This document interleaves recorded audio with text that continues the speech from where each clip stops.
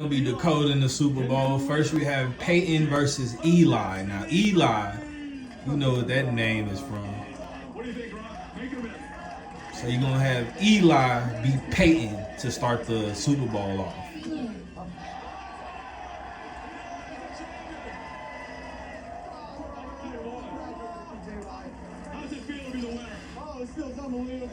Eli.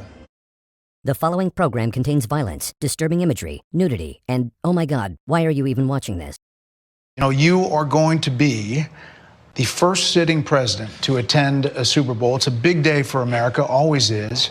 What made you want to do it? Well, first of all, I'm very surprised to hear that. I would have assumed many presidents came, but I think just the spirit of the country's taken on a whole new life. I thought it would be a good thing for the country to have the president be at the game. I mean, it's an iconic day. It's an iconic day. It's going to be a great game, two great teams, and let's see what happens. You know, it seems the first days of this administration are like a no-huddle offense. You know, plays going down the field, one after another. There's a long list of things you've already got done in 3 weeks. Big border policy changes, ICE crackdowns on criminals, taking biological men out of women and girls' sports. You're a sports guy. You're a football fan. Size up these two teams. I'm a big fan of both teams. They're sort of different. In Philadelphia, you have one of the greatest running backs, Saquon. You know, Saquon had an uncle who was a great fighter, and Iran Barkley, his name was. So you have a great running back. You really have a great quarterback. The other team, the quarterback really knows how to win. He's a great, great quarterback. So game prediction? I guess you have to say that when a quarterback wins as much as he's won, I have to go with Kansas City. At the same time, Philadelphia has a fantastic. It's going to be just a great game. When America get cold, black people get the flu. So like we egg on our own downfall and detriment, our own cataclysmic conclusion. We root for it. And we dancing and celebrating all the way to our end. Social engineering. And what's so ironic about it, the hit song at the Super Bowl was Turn Your TV Off. That's right. It's predictive programming. It allowed them to wash their hands because technically you can't say Kendrick Lamar sold you out. The NFL sold you out because guess what they told you with the biggest hit at the Super Bowl? Turn your TV off.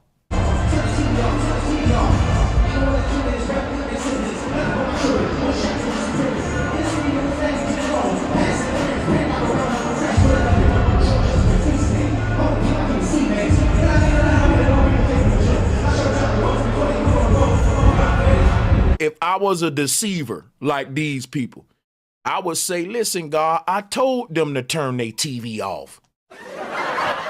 They didn't listen to me. How you gonna fault me for that? They not using that good mind that you gave them, God. And if I was God, I'd be like, damn, you do got a point, though. Why do they want a Drake to be out of there? Why do they want somebody with no hits like Kendrick to do the Super Bowl? It's Kendrick Lamar, Kim, it's a song. If it's a reach, I'm extending it far. See my POV through the lens of a God. Check it. When did it start? From the beginning of time, Kim in his prime, before Linda was prime, before penning a rhyme or trending online, went into your mind, where men was divine. Now here we are at the end of the line, modern day Rome in its decline, with 400 M's on the line. This is a theory I had. The people that run the Super Bowl had to come to people who run the music industry and be like, you guys, you're letting your niggers get out of hand. Would somebody take a knee for it? Where's you out of there? See, that's the problem. You let them last too long. In our league, they're for 2 years, 3 years, they're out of there. We deal with, we got Tom Brady, he's great. We made Mahomes throw that fucking Super Bowl, so Tom could get his 7th ring and shit. But, you guys at the music industry, Kanye, don't worry about him. He's a lunatic. Well, let's rewind the scene, when we were kings, remember the time. Or Saul reigned supreme, or Salt was made as queen. Then Set laid a scheme to dismember his spine and take his queen. She made a scene, rebuked his advances. I salute her upstanding commandments. Her answer was to remake her king. She was instrumental in helping reassemble his temple, brought his pieces together, previously severed, took the phallus from the temple, made a palace monumental. Inside a prince reside, he's alive, he squints his eyes. Her love intensifies, fast forward to the hood today. Before it was gentrified, the genocide was fatherless seeds, starving to eat, mobbing the streets, robbing the thieves. But there's always a God on his feet, shining the light in the darkness he creeps, still as a guiding light for those embarking for keeps. So when artists compete, it's a repeat of Ashar's defeat of the dog-headed hog from the east. Lord of the Westerners, the law of a new messenger is being written for all to see. It's not Big Three, it's just Big Me. Wait, you really think there's like this hidden hand that's really kind of moving in this direction, or it just kind of happens to be? Do you think it's not? Do you think it's a possibility it's not? You think it's just all by chance and shit? Like, this Super Bowl was the biggest psychological operation and investigation for social engineers, I'm sure. They got a lot of data from this one, and how to do good sleight of hand tricks, make you look over here while we're over here. Man, this was genius. You know damn well that Super Bowl, that Kendrick Super Bowl and that Grammy Super Bowl had invisible hands on it. Yeah. Like, everyone culturally fucking knows that. See, black people proud of Kendrick, but Palestinians proud of this man. This protester happened during Turn Your TV Off. In America, we not helping the Palestinians. We displacing the Palestinians. This is a Palestinian right here protesting for Palestine. And guess what happened? They started to attack him and wrestle him off stage. What do you think that looked like to our enemies? It make it look like we're united, you the ops, and we ready to go to war. All of the black people dressed in American flags looking like we down with the neo-Nazi agenda. They lining us up. Kendrick lining you up. Because it making look like we with this fascist manifest destiny, this expansion of the Western Empire. That's how the world interpreted it. And at this same Super Bowl show, they see Americans treat a Palestinian protester wrong. All of this is fueling the flames in Gaza because the whole world was looking at the Super Bowl.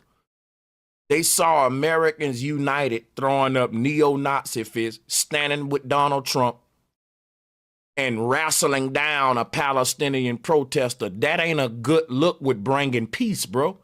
It's all a big hit piece and a psyop because this performer didn't even face charges. They trying to line America up to make it look like we anti-Palestine and pro-Israel. Trump is cool with Netanyahu. You may not care about what's going on in the world, but the symbolism, if you was on the outside looking in one of these Middle Eastern countries, it looked like all of America is united with Israel and against the Palestinians. Everything that took place during the halftime show, to me, it seemed like pro-neo-Nazi, pro-Zionism, pro-Israel, and that we're against Palestine and we all for the smoke. You guys remember the movie Black Panther? I had a problem with Black Panther because they took Wakanda and they took it to Africa. Not about Africa. Wakanda Springs sits on the border of Kansas. It was the fountain of youth that Ponce de Leon was looking for, okay? It was the magical energy of the ancient mama Bast and her cat, the Black Panther, okay? The most ancient energy. A panther is a melanistic color variant of any big cat species. Black panthers in Asia and Africa are leopards. A black panther is a leopard. The Latin name for this original species of a leopard is called Panthera pardus. In the movie Black Panther, God is a melanated woman. In the comic book, he gives praise to Bast, B-A-S-T. You see her breast? She got at least a C cup. That might be a D cup. That's a woman, family. You see that right there? There's Ra. There's Bast. There's Black Panther on his knees. And what does he say? Goddess. When Black Panther goes to the ancestors, these are the ancestors, family. Black Panther ain't just a man. There's a woman. Look at all these people. There's another woman, look kind of like Yoda in the back. So what does Black Panther say when he addresses the council of his ancestors? He says, honored fathers, mighty warriors, fearsome priests, Black Panthers all, in the name of Bast, I call upon you to counsel. Philadelphia is the birthplace of the USA government. Okay, so this was the Royal Indians versus the government. Now we come back again. And you guys know what's been in the news lately, what's being exposed, because we're getting ready to rise to our power. Aquarius, Aquarian age. Aquarius is the sign of evolution. I don't believe in 12 individual signs, you guys know that. 6 axes of energy. You have to put the 2 halves together to get the whole, or holistic. So you got Aries, Libra, Taurus, Scorpio, Gemini, Sagittarius, Cancer, Capricorn, Leo, Aquarius, and Virgo, Pisces. Those are the 6 axes of energy. The one we're most focused on right now is Aquarius and Leo. This always happens in the Aquarian age because it's the sign of evolution. And its opposite sign is Leo, the creative rulers. So when we balance Aquarius and Leo, we got the evolution of a new creative rulership. Out of an abuse of power to a humanitarian empowerment. Yes. Okay? As our ancient rulers, our ancestors, are now passing us the baton for a new age rulership. Okay? But you gotta know your power. You got to know it in order to activate it. When we talk about the movie The Matrix, remember when they took Neo to the Oracle and he doubted his powers? And she said, no, you're not the one. She pointed to the sign above the door that said, know thyself. If you don't know you're the one, then you're not the one. Okay? And that is what our ancestors left us when it said, know thyself. That is the Aquarius and Leo axis of energy. Because Aquarius is the sign of I know. And Leo, the planetary ruler of Leo, is the sun. The sun is always exposure. Wherever your sun sign is at, is where you came in here to expose and focus on the spiritual destiny and purpose you chose to fulfill in contribution to a universal purpose that's being fulfilled. This leads me to the Super Bowl because everything has to be exposed now. Everything that's been hidden with the Leo connection to the Aquarius, the balance between the two, that means full exposure. Everything is being exposed right now. Everything that's been hidden. So with the Super Bowl, when we got down to the last 4 teams, I do my symbolism. I know the energy of the teams and what their symbol is. That's what I look at to decide the symbolism of the message of the Super Bowl. And we had the Kansas City Chiefs. We had of course, the Philadelphia Eagles. We had the Buffalo Bills. And we had the Washington Commanders. So when we got down to the 4 teams, I thought, okay, this is going to be Kansas City and the Washington Commanders, because the Washington Commanders used to be the Washington Redskins. So I thought, what better symbolism than the 2 Indians? So when that didn't happen, when they knocked out the Washington Redskins or the Washington Commanders, I said, well, you know what? Kansas City played San Francisco 49ers twice. So only fitting that they would play Philadelphia Eagles twice. Because anytime you're dealing with spirit, you're dealing with a combination. So I said, okay, the two. They played San Francisco twice. Now they're going to play Philadelphia twice. That puts it in a spiritual connotation because it was twice. So, since I had already done the Super Bowl with Kansas City and Philadelphia, the thing about these Super Bowls, they change faces. You know, in a different year, they'll change a face and represent a different meaning. The Kansas City Chiefs, everybody's upset with them. They feel like, you know, it's been a lot of cheating done for them to get to the Super Bowl this year. This would be the third Super Bowl in a row. No other team has ever done that. 3 in a row. So third time the charm. That's magical. Last year they abused their power. And the reason they abused their power last year, and that's when they played San Francisco the second time, is because Sagittarius represents a SAR energy.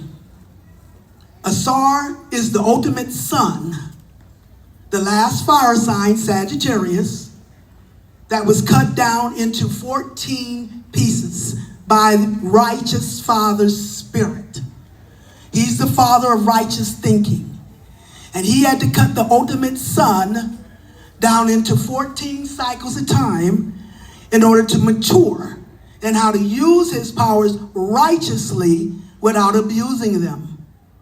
Because the ultimate sin in the spiritual reality is the abuse of power. There's a multitude of sins in the physical, but spirit is opposite the spiritual. And there's only one sin spiritually, and that's the abuse of power. I don't care how much power you're given, that is how you're going to be judged by the universe as to how you use that power. Are you going to use it righteously, or are you going to use it abusively? So, last year when they played San Francisco, they abused their power. Also, the number 9. Number 9 is the number of fulfillment, completion, where you complete a level and simultaneously start a new level at a higher vibration. I'm dealing with energy, you guys. Last year, we were in an 8 year. Last year, Kansas City had only come together in 13 pieces. It was Super Bowl 58. Add up 5 and 8, you get 13. They played the 49ers at 9 and 4, you get 13. The quarterback for the 49ers wore the number 13. So Kansas City, 13. 13 pieces that come together. And we were in an 8 year. The 14th piece was his penis. The power of resurrection. And we're talking Sagittarius as a SAR. The ultimate sun, fire. Fire is the sun, water is the mama, air is the father, and earth is the daughter. So those are the 4 elements. So he was 1 iota outside of wholeness. He was only in 13 pieces. The final piece, the penis, is resurrection. And the planetary ruler of Sagittarius is Jupiter. Jupiter is the great beneficent, the planet Jupiter. Whatever Jupiter energy touches, it brings in abundance. So he wasn't complete, he wasn't whole. As a SAR, 13 pieces. Which is now pointing to a neon sign this year, tomorrow, will be the 59th Super Bowl. What does 5 and 9 add to? And we're in a what year? 9 year. But now we get the Philadelphia Eagles. So I know we change faces. So I'm like, so what does it mean with the Philadelphia Eagles now? Well, we're still looking at the United States government. with Philadelphia, the birthplace of the United States government. But now we're looking at a new empowerment in this United States government, or in this government. And what has been in the news quite a bit lately, and when I researched Philadelphia again, what kept coming up in my research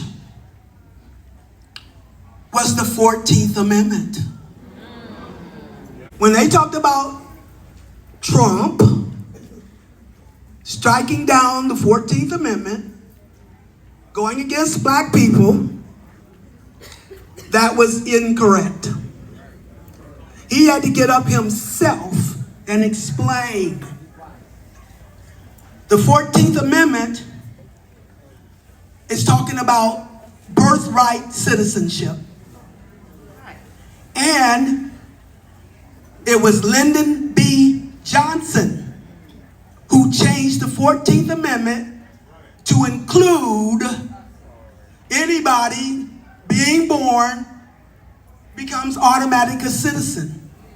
That is what Trump struck down. And then he explained that the 14th Amendment was meant for us, the children of slaves. It was undoing the Dred Scott law.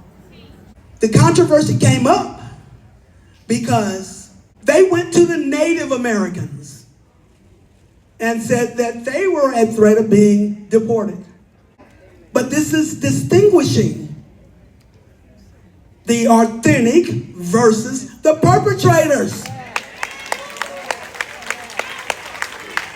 I mean, the Redskins versus the Black Indians, okay? The $5 Indians versus the indigenous Indians. And he explained it from that perspective, but we can take it further. That means we're the only birthright citizens. Everybody else is an immigrant. That is why we're looking at Philadelphia now. See, the 14th Amendment, again, the 14 pieces. So when we're looking at Philadelphia now and representing the 14th Amendment, we may be looking at transforming the government. Okay? Where we now step into the indigenous rights that are being exposed in the Aquarian age as it balances with Leo. The evolution, and what I've described here is called the fixed cross. The fixed cross, we're going to start with Aquarius, because this always happens in the Aquarian age.